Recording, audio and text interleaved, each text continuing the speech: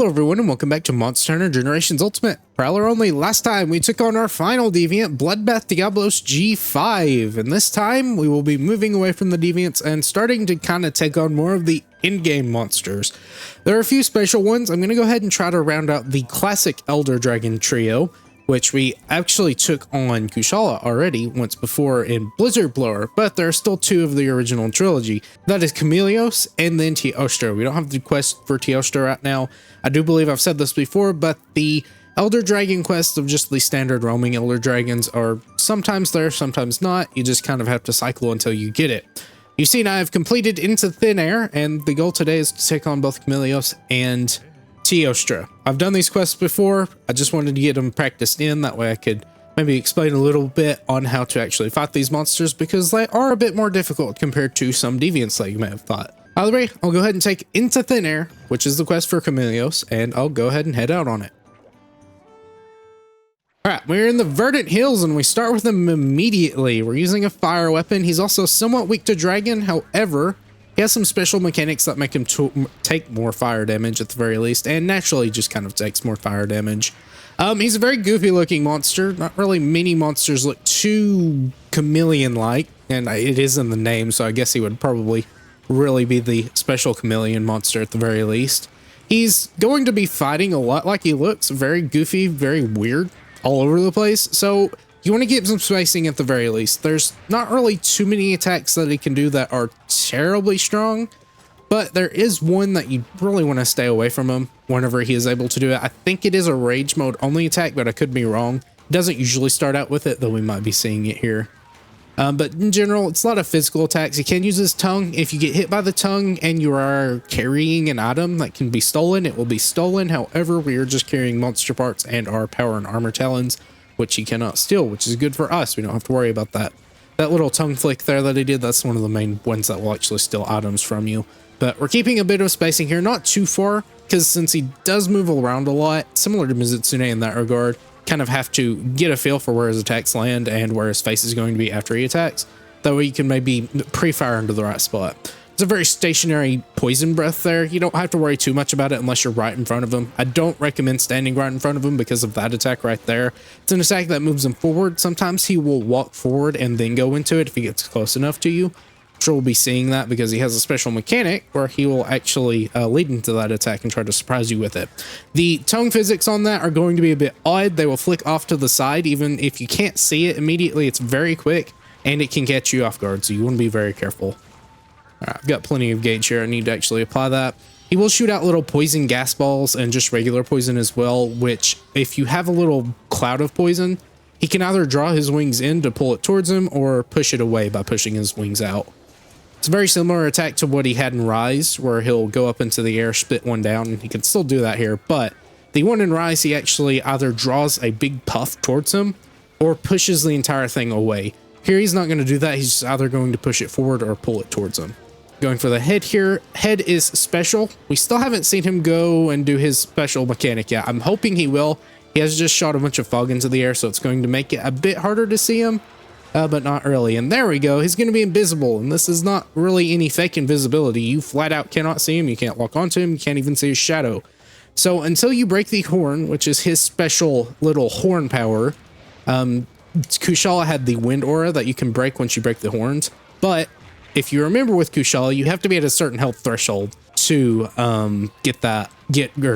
take that away. Sorry, I'm not speaking correctly here. I'm trying to focus. He's doing this little tongue flick. If he licks his lips, he's going to do a tongue flick to his left and then to his right. The one to the left is a little bit less range, and the one to the right has more range, but it does come second, so you have a bit of time to prepare for it. That tackle once more could have hit me, but I was a little bit behind him. But I believe it's 30% for breaking the horn. So pretty much you're going to get this. This would be a fight that Part Breaker is pretty much useless on because the head is the best hit zone anyways. So unless you're using like a pure element build, then you're not really going to be having to worry about hitting that head for a bunch of part damage, because naturally, if you're hitting the best hit zone, you're going to eventually get the break once it gets down to 30%. It's not like you can get it before them. His other parts can break. He has a tail break and at the very least wing breaks. I'm not sure if you can break his legs. He's not a very trip prone monster, so you won't actually hardly ever see him trip, if at all. Probably the only times you'll see him trip is if you mount him or things like that. Stuns probably work as well, but every other time he'll just kind of flail up into the air and flinch. It's kind of the same skeleton type as the other ones. He still is very unique, and that his body is just, you know, incredibly unique. I can't really say much more about it. But he still has some similar animations and whatnot whenever he does get flinched. Did run into that poison cloud. That's fine. We're going to wait for this. Go ahead and reapply our piercing buff. So one at the face here, I'm going to dodge to the left. You want to keep moving with him. I've not really been doing that, but he's not really gotten too mad yet. So don't have to worry about dodging him as much. There's that little pushing attack. As you can see, it kind of moved that cloud a little bit. I'm going to go for the face. And as he turns towards us, we're going to dodge to the left and try to stay away. Keeping an eye out for that little lip smacking attack. That way we don't get caught off guard by it or waste all of our dodges before it hits us. All right, go for the face here. Got a good flinch there, so we'll go ahead and do a couple more attacks. See what he does next. All right, it's just doing the fog attack, so that's free damage for us. Once we do break the horn, we'll be able to see him. He'll still kind of be in a weird silhouette. And when he is in that silhouette, he is going to take more fire damage, like I said before. And it will also give us a great opportunity to actually get a Mega Boomerang out, because it takes him a while to actually get a invisible attack off. He's going to charge forward there. Couple boomerangs here. We'll dodge left. He's doing the poison spit. This is the one I was talking about that happens in Rise as well. Be able to get a Mega Boomerang off every time he does that, because it still just takes forever. He's going to walk forward. He actually can be poisoned somewhat easily. Usually poison monsters have some form of resistance. Some have more than others. And surprisingly, he doesn't have a very high resistance to it, but I'm sure he still at least has some. But you will see him poison maybe once or twice in a hunt from your Palcos. His hitbox is, of course, still active while he's invisible, so if you start sliding around weirdly in the open air, it's probably where he's at, so you want to get away from him before he starts attacking. Scariest thing he can really do from that is the tackle like that. The other attacks he can do are the poison spit, which, while not the scariest thing in the world, they don't deal that much damage and they can poison you, but they can snipe you, which is actually interesting because I don't know if they have tracking. I don't believe they do. He's just a really good shot sometimes. All right, throw a boomerang out here. Not going to charge that one. Here we go. This is why you don't want to waste all of your dodges, because you will be hit by that little right tongue lashing. All right, we'll swap out of this here. He's going to go back to being invisible. Maybe it looked like the invisible animation, but I guess not. Worst part about being invisible is that since you can't see him until you've broken the horn, it kind of feels like Diablo's digging in older gens where you can't really do anything to him if you don't have sonic bombs. And I guess technically in this game, since we can't really use sonic bombs easily, we have sonic horn, but sonic horn is pretty much a waste of a slot. It takes so long to use it, and by the time you get it out, the monster might have already just come up and hit you anyway, so it's not useful. You still have to use gauge for it. It would be very nice if we could just use regular sonic bombs, but that's the trade-off you get. Little tongue attack there. We're trying to just stay with him. There's that tackle. And you can see this tongue still does go off to the right a little bit, but it's not as far as it is on the left, which will be much worse because you're probably close to him if he's aiming at you correctly.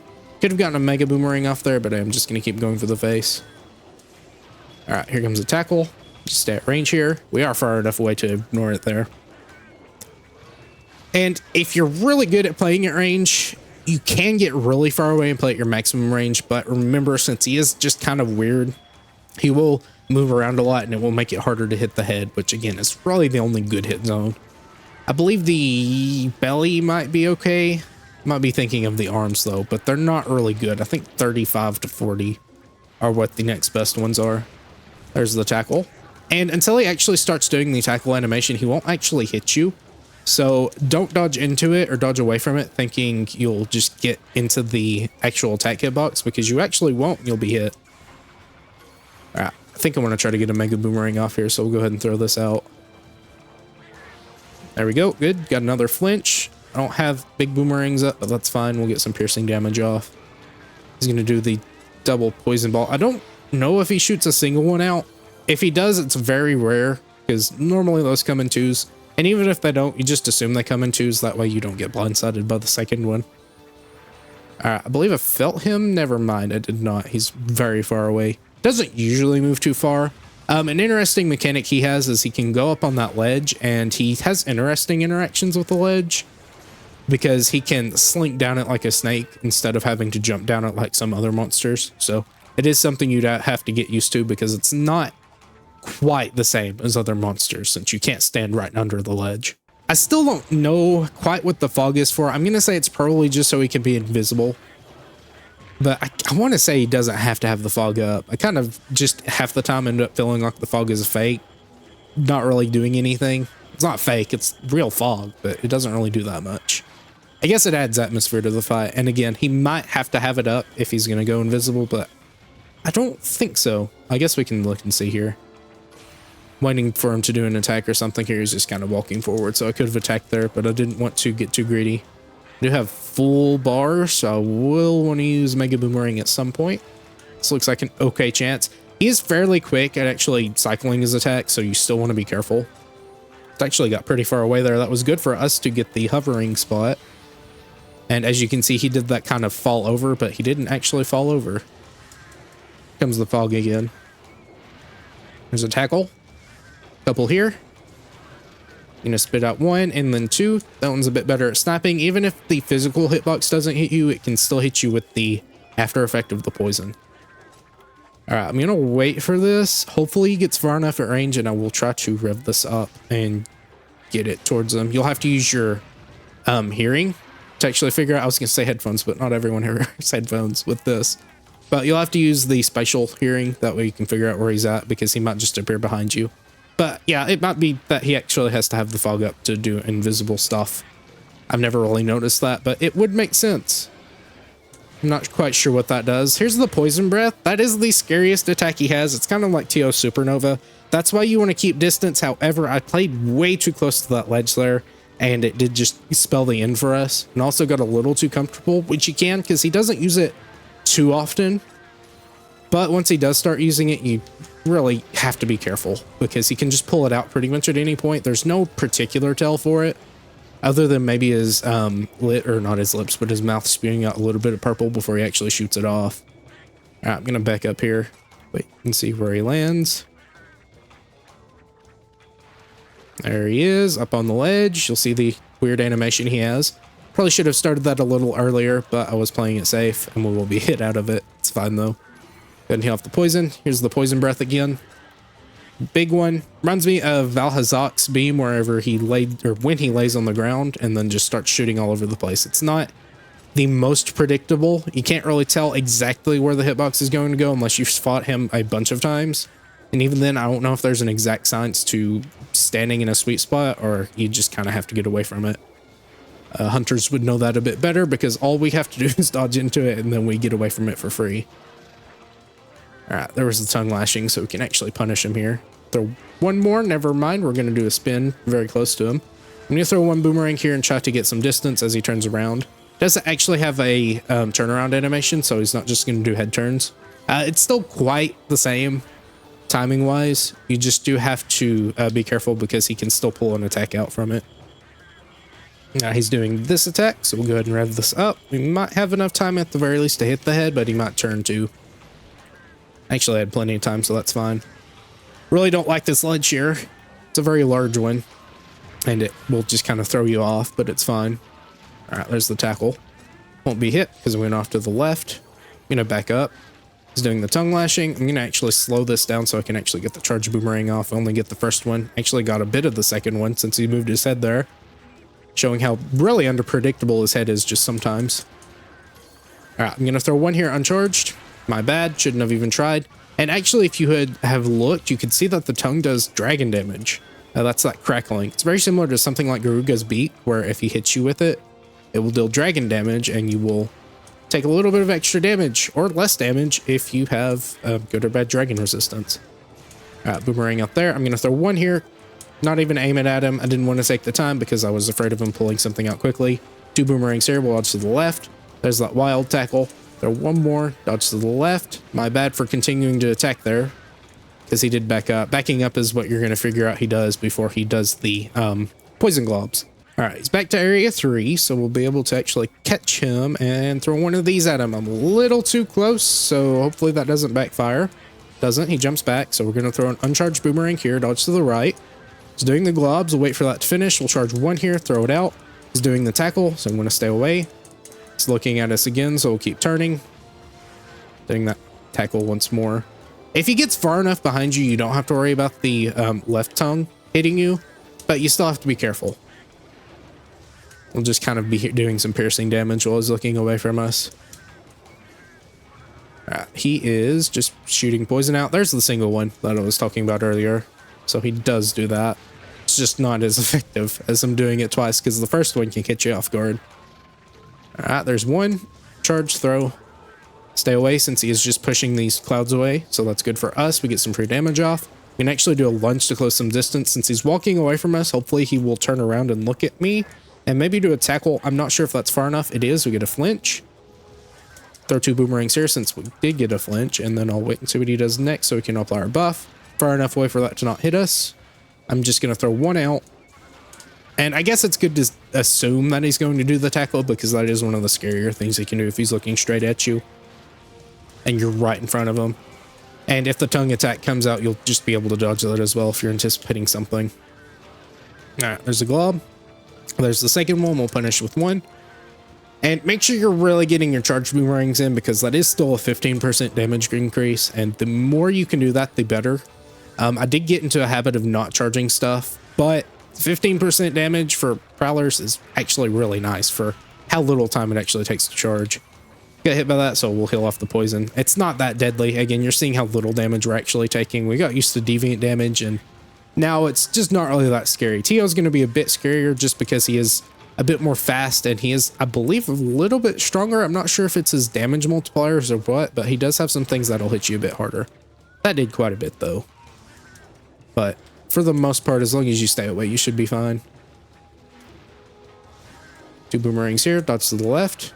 Dodge that. I'm going to uncharge one, or throw an uncharged boomerang. That way I don't get clipped by something. That's where your uncharged boomerangs are still useful, when in a situation where you don't have enough time to get one out before you have to dodge. I'll throw one here. Dodge to the right. He's just attacking our Palico, so we get some free damage off. Not great damage, since the good hitbox is far away. There we go. Turns it towards us. There's the tackle. You can see him lick his lips a little bit before he does the tackle. It's a bit different. That one where he does the tongue lashing, he'll pull his head back while he licks, and the other one, he'll just kind of stand there. The one for the tackle is very quick, and I want to say sometimes he doesn't even do it. But I guess we can look. There's the one that he just kind of shoots the glob out, but we're fine. Pushes it away. Be able to punish that. And looks like he's leaving. Okay, I'm going to go ahead and cut to whenever the horn breaks, because the fight's pretty much just going to go the same. It doesn't have a phase 2 or anything like that, so nothing's really going to be missed. There we go. All right, so we know he's at the very least at 30% health here, which is about on par. About 25 minutes is what I was taking per hunt. Sometimes less, sometimes more. Just depends. But now, whenever he does go invisible, we'll actually see where he's moving, which is great for us, especially if we have a lot of gauge or go fight went up. All right, looks like he's just trying to do the aerial poison spit, but we actually broke the wings there. Got us a good flinch. Don't really think I preferred that. I think I would have rather him go up into the air. That way we can get more damage off, but oh well, it's fine. He's backing up, and he kind of has not really an exhaustion phase, but he does get a little tired sometimes, which will slow him down. I'm not sure if it's the horn break triggering that. Would make sense. It'd be similar to Kushala in that regard. I don't think Tio gets tired though if you break his horns. He just kind of has, I guess, less strong fire attacks. Not really though. Not really sure what changes whenever you break Tio's horns, actually. I don't notice it, and I fought him the most out of the 3. Alright, boomerang here. Looks like he's doing the tongue whip. He does get flinched somewhat though. I'm not sure why I canceled that out, but it works for me. Go ahead and do this a couple of times. Wait and see if he does a second one. He does not, so I'll throw 2 more boomerangs here. He can also slam his tail down. That's the only real scary thing behind him that you have to worry about, but it's a very short range, and the only thing that goes out is a wind press hitbox, which you can either easily dodge into or just stay away from. It's not really anything too scary, so staying behind him is the safest thing you can do, but again, he has those quick turns that he can do, which will kind of nullify that, so really only use those for a single head turn and not much more. And especially since there aren't really any good hit zones behind him either, you don't want to focus on that too much, unless you just want to focus on clearing the hunt. Remember, if you do enough damage, I don't remember the exact threshold, you will repel the monster if you take 35 minutes to hunt it. And then the next time you fight them, I believe they will come back with the same damages, Plus, I don't know how much health. I think if it's under a certain threshold, then they will come back with some health. But if it's above a certain threshold, then they'll just come back with the same health. So don't worry too much if you're not dealing too much or enough damage here. But if you have in-game gear and you're fighting them well enough, you shouldn't have to worry at all. It's not like Freedom Unite where they have just such ludicrous health pools that you're pretty much always repelling them. Unless you're playing perfectly or really well at the very least. It's a very hard game to actually play well. Couple of boomerangs there. I do have a lot of gauge here. I would like to be using it at some point. There we go. Now that he's invisible, he's similar to Nightcloak, where he's just kind of a silhouette. Again, he will take more fire damage there, so it's a great chance for you to start just wailing on him and get some mega boomerangs off or just regular element damage whenever you get the chance. I'm not sure if he jumped. I think he jumped and is going to fly away. Yeah, if you see the shadow and you don't see him, then he's just flying away. All right. He's doing it again already, which is really good. Just run over to where he's at. And he actually went pretty far that time, but he doesn't always do that. I'm not at the face. Hopefully get a flinch or something. We will not.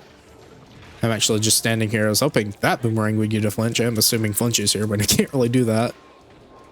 All right, slamming his tail down, so that's free damage for us. Throw one more here. I think I want to actually just get a spin off here. Back away. At a pretty safe distance, other than those poison shots, which we can easily get rid of or dodge into. And if you do dodge into them, it does just destroy the hitbox, so you don't have to worry about being poisoned from that. He's going back into the air. Figure out where he's going to land. You might be able to get 2 mega boomerangs off here. Just depends on how you time your throws. All right, to there, get another flinch. Still no topple though. As you can see, he just likes to fly around a lot. Might be his flat body keeping him from falling over. I would say it's probably actually pretty hard. He does have a lot of unique animations, so his skeleton might be unique. It is a Gen 2 monster from their origin. Like I said, it's the Elder Dragon trio of Kushala, Teostra, and Chameleos. Just Chameleos doesn't always appear with the other two, but they all debuted in the same generation. I'm not even going to let him fall asleep because he should be pretty close to death. And as you can see, we're getting quite a few poisons on him, even though he is a primarily poison monster. Here is the poison beam once more. You want to be careful because he can move that forward, has somewhat deceptive range, and he can actually turn it as well, which is very scary. I don't think the poison lasts too long. It is really strong poison, or at the very least somewhat strong. Either that or the Soothing Roll actually just got rid of it and I was looking at it incorrectly. Because I did actually use it pretty quick, but I want to say I killed before I actually got the Soothing Roll off. My bad for standing in front of him there. Don't want to do that. Don't want to do this. I am failing miserably. I'm going to go ahead and heal once more since it's free. Thankfully. Alright, see what he does next. Just a little tackle. 2 boomerangs here. Gonna spin with him maybe. Don't know how much I like that actually. Alright. Just 1 glob there, so we'll go for the face. He's looking at our Palico, so I'm gonna lunge forward. Just kind of limping around. He will do this sometimes, or he'll just kind of walk forward for quite an extended period. Actually, sometimes long enough for you to get a few mega boomerangs out. And especially if he goes into a wall where it's easier to hit him. Kind of reminds me of those moments in World where the monster just runs into a wall because they had goofs. Got boomerang off there. And there we go. Not too terrible. You really take some getting used to after fighting a lot of deviants to come back to some regular 20-minute monsters. Yes, I know that seems like a lot, but for cats, it's not really that much. And even some of the more normal threats are going to take like 10 to 15 minutes, which is really nice. Either way, we'll go ahead and carve them up and I'll meet you back at base. All right, back to base. We'll go ahead and look at the weapon. It is not going to be a new weapon. The Deadeye fan is just really nice, so we don't have to worry about making anything new here. But it is 186 melee with 28 melee poison, as well as 205 boomerang with 40 boomerang poison. So obviously, as it says, it's a boomerang weapon, but it's still not the best. I did apply critical up small once more. So we do have just max 30% affinity of what we can get with this current setup. Blue sharpness isn't great, but it doesn't affect status element as far as I'm aware. So it's not going to affect how much poison you're applying, which is quite a bit. But the Deadeye fan is better for raw, and you're really wanting to focus on raw damage with a poison weapon, because once you've applied the poison, you're not really doing much more until that poison wears off. As for the armor, 152 defense, so I think a bit lower than some of the other deviant armors, which is okay. It's a pretty simple monster, and I believe you can get it either out of HR break or a little bit before. So if you want to make it, it's fine. It is very interesting, but you can do other things with the looks of armor. You don't have to deal with the defense if you just want the looks of it. All right, and our next monster is going to be Teostra if the quest is available. And it is. Explosion marks the spot. Some monsters have multiple quests, and this is one of them. Teostra can either appear in the volcano or the desert, the Gen 2 desert specifically. I believe it's the only map called desert, so I guess you would know that. But the quest for the volcano one is the one we'll be doing today. I will go ahead and switch to our water weapon, and I'll meet you right back. All right, water weapon is equipped, and I did eat. We'll go ahead and take the quest and head on out. All right, Teostra. If you fought him in World, do not expect the same fight. It is very different, especially in G-Rank. As for our choice of weapon, you can either choose the cutting version, which would be the Celestial Squall, or use the Incarnating Greed. This one I prefer a little bit just because of the gauge gain. There are some hit zone differences, not hitbox differences. They're all the same in that regard.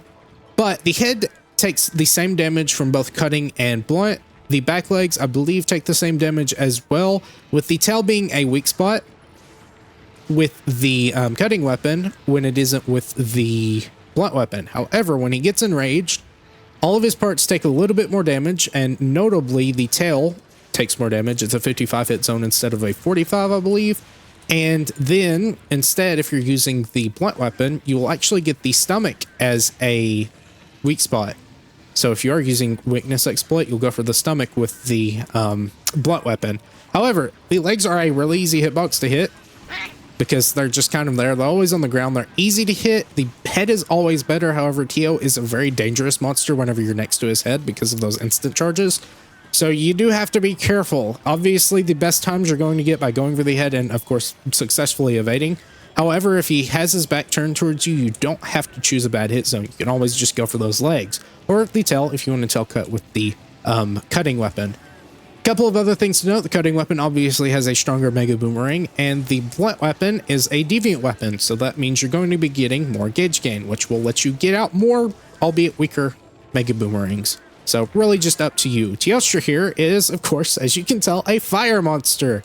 The name is an anagram, I think. Maybe not an anagram. I don't remember what the words are. I'm not very smart. Of toaster. It's a very commonly known thing, but I do find it fairly neat. We knocked him into rage mode, which is really nice.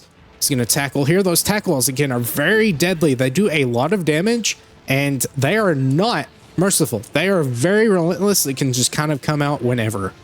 Seeing the flamethrower there. Flamethrower is your friend. That is the easiest attack to punish. There's a little backwards blast explosion. Very similar, not similar, but it is blast element, so somewhat similar to Hellblade at the very least. It's kind of weird that we went over Hellblade first over Teostra, since Teostra is the more common monster, but don't worry too much about that. I do things oddly. Keep going for the face here. We won't be getting that many KOs, maybe one in a hunt. As you can see, there's the tackle, does a lot of damage, comes very quickly, and a lot of times it can look like he's walking up to you. Just kind of assume he's fixing to tackle. He can curve it too. If you're playing a ranged weapon that can't be up close and has to play in critical distance, you'll notice it a little better. Things like bow will have to notice it. There's a ranged supernova there. He cannot do the ranged explosions in high rank, I believe. This is a G rank exclusive thing, so we'll have those ranged supernovas and whatnot. And the reason we call it a supernova is because he has an actual supernova, which is his big, strong explosion attack. I believe, and I'm not sure if it's different here, but whenever he goes into the raged mode, he has a 100 seconds timer, and I think this is still the case in World and maybe even in Rise. And if you do not knock him out of enrage mode and that 100 second timer goes off, and it might even take a little bit longer if you apply flinches or whatnot, but once that timer goes out, he'll fly up into the air. I do believe you can flash him out of it as well, but he'll explode if you don't. So actually a really nice chance for you to get a Mega Boomerang off. I believe we're far enough away for this. Perfect timing for that, actually, and we'll just be able to easily punish him. The tail is long enough, so as long as you're not too greedy about when you pull your Mega Boomerang out or just start attacking him regularly, I do believe you have enough range on your regular boomerangs to just kind of ignore it as well. you should be fine. So just don't get too greedy. Don't do any brimstone slashes next to it. And if your defense is high enough, you might even be able to tank it, though if you're a hunter, you might not want to try. Otherwise, going to the next area. All right, we're down into area 7. We're going to try to catch him before he lands. I think he just drops. Never mind. He does a very graceful fall.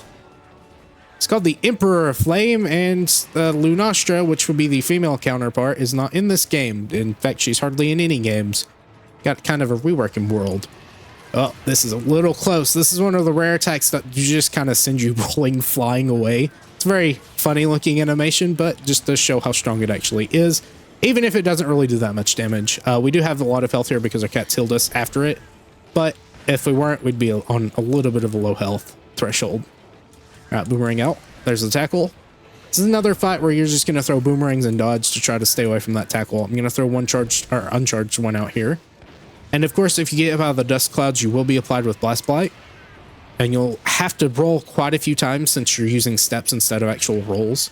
I believe it's the same thing for Lance. Whenever it is unsheathed, you have to take quite a few more steps if you want to get rid of any statuses that can be rolled off. Go ahead and spin into the back legs here. We did get a flinch, which is good. It's doing a little strike there. That shouldn't reach us, so we'll be able to punish. Not really sure where he's going. I guess he's just repositioning. We'll try to use that. However, he ran very far away. He's taunting us here, so we'll go ahead and throw this out and try to catch him in a tackle, which is good. We did get one. It's a bit risky, but I think we'll be fine. We'll hold block, dodge into the tackle. If we didn't get the dodge off correctly, we would have been hit, but if we were too late on the dodge, then we would have actually blocked it, which is good. Still taking damage, but just a little bit less. I don't know how large the knockback on the block from a tackle is. Again, it's a very deceptively strong attack. Tried to do a ranged supernova there. It didn't work. He's trying it again, but we're going to punish him for it. You're seeing we're already almost up to 9 bars of gauge. So if you don't care too much about having a lot of gauge, you don't have to do the deviant weapon. However, I do like having just ample opportunity to use mega boomerangs and not being limited by gauge. However, you do want to use them. So if it's a fight that is not often giving you chances to do that, you would rather just have regular damage a lot more than just, you know, very high burst damage, which would be the mega boomerang route. Go ahead and charge this one up, throw it out. All right. He does a little pounce sometimes. Really just depends on if he's at range or not. You can bait it out of him, I believe, but it's a bit hard to actually predict. Flamethrower here has a lot of range on it, actually, so you don't want to be too close to it, and I do believe it does a lot of damage. We are using Dread King armor, so we actually have quite a bit of fire resistance. However, you can still see how much damage he's actually doing towards us. The one downside of going through the arms, or going to the head while he's doing the flamethrower, is that you're going through the arms to get to the head. So you'll lose out on a little bit of damage probably compared to actually just going for the back legs. Really just depends. I'm not sure actually how much it is. Keep going for the back legs here. It's doing a very close fire explosion. Just charges sometimes. Depending on where the ring of fire is, you have to play far away or close to him. It doesn't really actually go too far if you're using a ranged weapon that doesn't have to deal with critical distance. And if you are, then, you know, you just kind of have to get close to him. I'm going to wait for this to finish. Probably could rev up a mega boomerang there. However, we are susceptible to a tackle after, so we don't want to be too friendly with that. There's the pounce once more. Doesn't really have a tail as far as I'm aware, so you're just kind of out of luck if you get stuck in a long animation and he decides to pounce on you. It's very similar to the tackle in that regard. All right, he's landing once more, and remember, same health threshold. I'm not speaking correctly, I never do, but you still have the same health threshold on the horns if you want to break those. Actually got a flinch here, that's good. This was an actual knockdown instead of just a weird topple, or not a topple. That's a topple, a little fake out topple.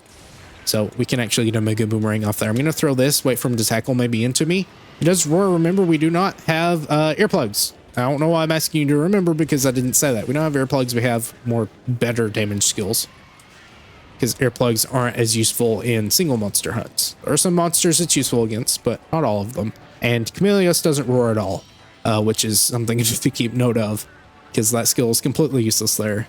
All right, here comes a fire or flamethrower. I believe that's just a dust flamethrower, so it won't immediately damage you too much. At the very least, it will do like tick damage, but the main thing is that it applies to you with Blast Blight. However, it might actually explode and deal damage to you like that. Boomerang out here, dodge to the right, we get a flinch. I'm going to go ahead and throw an uncharged one out. Try to stay away from the ranged supernova. We get another flinch. However, he does attack us, lighting up the blast cloud that was on us and actually doing quite a bit of damage to us. All right, there's that tackle again, and the pounce. You can see it does still dragon damage because we do crackle with red stuff. That is not the fire element animation. It's the exact same animations, I believe, as your weapon element, so you can tell what's actually damaging you when the monster hits you. I'm gonna go ahead and spin here. Thankfully, I don't believe they can apply dragon element, which would make you not deal element damage, which is really annoying for some monsters, but just because they deal dragon element doesn't mean they apply dragon blight. All right, we'll dodge into this here. Try to go for the face. Couple of charged boomerangs. Not sure where he's going, just repositioning probably, so I'm going to assume a pounce or something. It's a tackle. Tackle is still very fast. All right, careful. I'm going to go ahead and actually try to throw this out, see if I can get it on the legs or something. Actually, is really good timing. Stay away from that. Wait for the explosion. I wanted to try to dodge into that if I was close enough. I wasn't sure how close I actually was. All right, I tried to assume a flinch there from the mega boomerang since we were hitting a weak spot. Didn't happen though, so that is my bad. We're getting quite a few earlier, so I was hoping maybe we'd get one, but it did not happen. There we go. That's a nice KO. Go ahead and get this off. We might be able to get two. I'm not sure though, since we are attacking the head most of the time and it is a blunt weapon. We should at the very least get one of these. Probably not two though. That's a very rare occurrence. Now, they did nerf the exhaust values on blunt Prowler weapons, unfortunately, and using the bludgeoner skill, not bludgeoner, I think that's for like green sharpness. I don't remember what it's called, but it's not worth it for cats, and it might even be DLC only. However, it might also not be. I don't remember. There's a lot of DLC only skills that only came out in Japan, which is a bit sad because there were useful stuff like the stronger element types that boosted your element more than just element attack up, and they only costed 2. So kind of sad we didn't get those. You can still technically get them, but it's a bit more of a hassle and not always possible. All right, we'll go for the back legs here. Do a spin into them. Good. He's doing a swipe, so we'll just dodge into that with him. Keep dodging with him until he stops and does something easy for us to punish. I can actually spin over this way. I tried to go into the back legs, but I didn't actually do that. I'm not sure how close his explosions are. Couldn't really tell because of his fire effects on his body, so unfortunately we do get hit by that. However, he is flying away. All right, there is another acorn down, unless we're healed. Nope. Just shows how strong those tackles can be. I don't recommend necessarily spacing. I mean, I guess you can if you really want to, but you don't have to. Again, the scariest things are those tackles, and as long as you aren't greedy, you should be able to deal with them fine. Hunters have a much harder time since I do deal so much damage. I believe I've fought him in Vor Ultimate quite a few times, and it really was not a fun experience. In fact, in this game, I don't think it's terribly fun of an experience, since if you're not using Adept, you do have to actually try to avoid those, not just evade them. Since they're not like Nargacuga where he just runs straight through you, he will carry you with him, and that will mean you're going to get hit. So you do have to position correctly there, and that does make it a bit more of an annoying fight than an actual fun one. And if you're using Adept, it can be pretty fun as long as you're not being too greedy and you are preparing for tackles and whatnot. I don't like being right here, so we're going to wait for him to crunch, and then we'll try to dodge into that explosion. That wasn't a big one, though. It's actually a bunch of small ones compared to the front one, which is just a single explosion, so you do have to be careful about that. I think he's maybe going to launch again. Never mind. It's a ranged supernova. Throw 2 here. Get a nice horn break, so we know for sure he is now at the very least at 30% HP. He's going to go faster. He's not quite a glass cannon, but a bit more so than Chameleos is, because Chameleos only has one really good hit zone. That's to the left. Go for these back legs here. Get another fake flinch, so we don't want to get a mega boomerang out there because we will be hit. Thankfully, it's just the roar, so we're fine. However, he could have done a tackle there and just got us. That's another annoying thing, and I think he still does that in World at the very least to some extent, where he'll roar and then pull out a very quick attack, which is not fun because you can't always dodge the roars if you are not using Adept. I have no excuse because I do have Adept, but if you don't, it's a bit unfun. That's my fault entirely that I got hit by that tackle. Go ahead and heal. Try to play it a bit more safe so we don't faint, because that can very easily happen if we're not careful. He's a combo monster. All right, boomerang here. I will do a back off. We get a good flinch. Range supernova. Go ahead and throw 2 charged boomerangs. Dodge to the left. Don't know why I attacked there, because he could have just tackled straight into me. That's fine. Spin into the back legs here. Try to stay behind him still, though. There's a swipe. He's going to explode those, so we're fine. Throw a couple of attacks out there, assuming a tackle. Go ahead and reapply piercing. Hold block, wait for the tackle.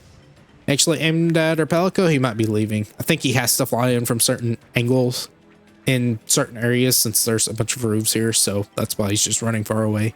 He's doing his supernova again. Usually if he flies away enraged, you're going to come back to him and he'll just immediately supernova. So if he's close enough to an entrance, you can try to actually use that to your advantage. However, if he's far enough away from it, then it's not really going to help you out too much. The best you can do is hope. I don't think he actually does it while you're not in here. I think he has to be locked onto someone to actually use a supernova.